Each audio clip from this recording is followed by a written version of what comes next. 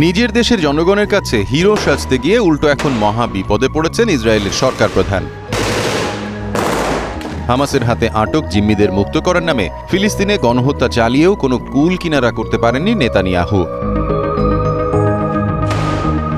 দীর্ঘ ৮ মাসের রক্তক্ষয়ী সংঘর্ষের পরও জিম্মিদের সবাইকে মুক্ত করতে পারেনি নেতানিয়াহু সরকার, আর তাতেই ইসরায়েলি জনগণের তোপের মুখে পড়েছেন ইসরায়েলি প্রধানমন্ত্রী বেঞ্জামিন নেতানিয়াহু। গাজায় আটক জিম্মিদের স্বজনরা ইসরায়েলি প্রধানমন্ত্রীর তীব্র সমালোচনা করে বলেছেন, জিম্মিদের উদ্ধার করতে হলে আগে যুদ্ধ শেষ করতে হবে। শনিবার এক সংবাদ সম্মেলনে জিম্মিদের স্বজনেরা বলেছেন যে রাফাতে ইসরায়েলের অনুপ্রবেশ কেবলমাত্র হামাসের জিম্মায় থাকা জিম্মিদের জীবনকে বিপন্ন করে তুলছে। জিম্মিদের বাঁচানোর জন্য নেতানিয়াহুকে সরকার থেকে সরে যেতে হবে বলে দাবি তোলেন জিম্মিদের স্বজনেরা। সে সাথে এই যুদ্ধ যত তাড়াতাড়ি সম্ভব শেষ করতে হবে বলেও নেতানিয়াহু সরকারকে হুঁশিয়ারি দেন তারা। আন্দোলনে যোগ দিয়ে এক জিম্মির স্বজন ওয়েইনবার্গ বলেন,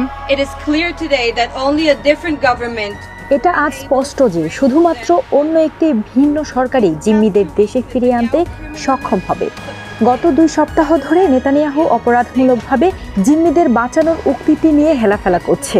নেতানিয়াহুর কারণে কোনো জিম্মিকে দেশে ফিরিয়ে আনা হচ্ছে না।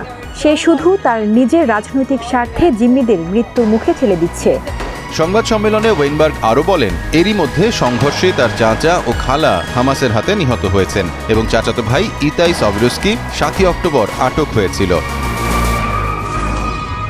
এর আগে হামাসের একটি ভিডিওতে দেখা যায় যে নাদাভ পপলওয়েল, যিনি কিবুতজ নিরিমের দক্ষিণ ইসরায়েলি সম্প্রদায় থেকে জিম্মি হয়েছিলেন, গাজায় ইসরায়েলি হামলায় আহত হওয়ার পরে মারা গেছেন তিনি। নেতানিয়াহু সরকারের কড়া সমালোচনা করে নামা ওয়েইনবার্গ আরও বলেন, রাফা থেকে বেরিয়ে আসুন এবং জিম্মিদের উদ্ধার করুন। আমরা সহজেই যুদ্ধটি শেষ করতে পারি, এটা আমাদের হাতে আছে। হামাসের হাত থেকে জিম্মিদের বাঁচাতে হলে নেতানিয়াহুর হাত থেকে ইসরায়েলকে বাঁচাতে হবে। যতদিন নেতানিয়াহু ক্ষমতায় থাকবেন, জিম্মিরা ফিরে আসবে না। ইসরায়েল শনিবার গাজার দক্ষিণাঞ্চলীয় শহর রাফা থেকে আরও বেশি এলাকায় ফিলিস্তিনিদেরকে সরিয়ে নেওয়ার আহ্বান জানিয়েছে এবং আল মাওয়াসিকে একটি বর্ধিত মানবিক এলাকা বলে অভিহিত করেছে। এর ফলে অনেকটাই পরিষ্কার ইঙ্গিত পাওয়া যাচ্ছে যে ইসরায়েলি সামরিক বাহিনী ফিলিস্তিনে স্থল হামলার পরিকল্পনা থেকে একটুও পিছু হটেনি। ইসরায়েলি তথ্য অনুযায়ী 7 অক্টোবর হামাসের অপহৃত 252 জনের মধ্যে 128 জনই এখনও গাজায় রয়ে গেছে।